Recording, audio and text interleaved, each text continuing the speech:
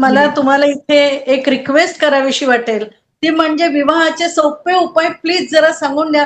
कारण आत्ताच्या काळामध्ये तरुण असू देत किंवा तरुणी, विवाह लवकर न जमणे, योग्य व्यक्ती न मिळणे, अशा अनेक गोष्टी घडत असतात आणि त्यामुळे त्रस्त असलेल्या लोकांना आपल्या जरूर मार्गदर्शन द्यावं.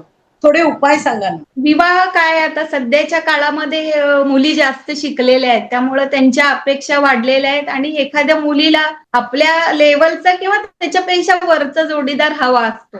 तर त्या दृष्टीने थोडासा विवाहाचा कालावधी पुढे ढकलला चाललाय असं वाटतंय मला. तर साधारण विवाहासाठी काय आहे, गुरुचं बळ महत्वाचं असतं, चंद्राचं बळ महत्वाचं असतं आणि शुक्राचं बळ महत्वाचं. बरोबर आहे. साधे सोपे उपाय आपण करू शकतो हे.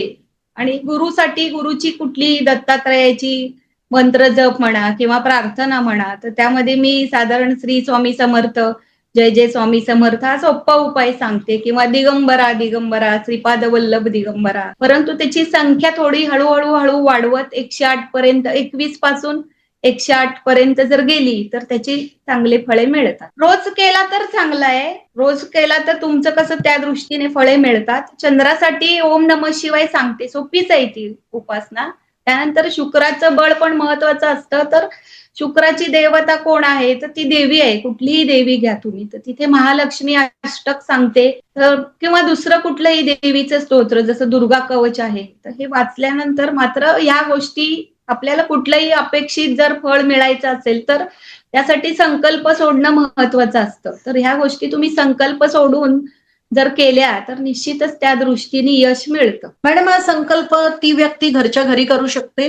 घरच्या घरी करू शकते, काही नाही. 2 वेळा हातात पाणी घ्यायचं, तामणात सोडायचं. तिसऱ्या वेळेला हातामध्ये घेऊन जो आपण संकल्प ही उपासना करायची हे एकदा बोलायचं आणि परत तामणात पाणी सोडायचं. तर ह्याला कोणी गुरुजींची आवश्यकता नाही आणि हा संकल्प देखील एकदाच करायचा सुरुवातीला. ओके.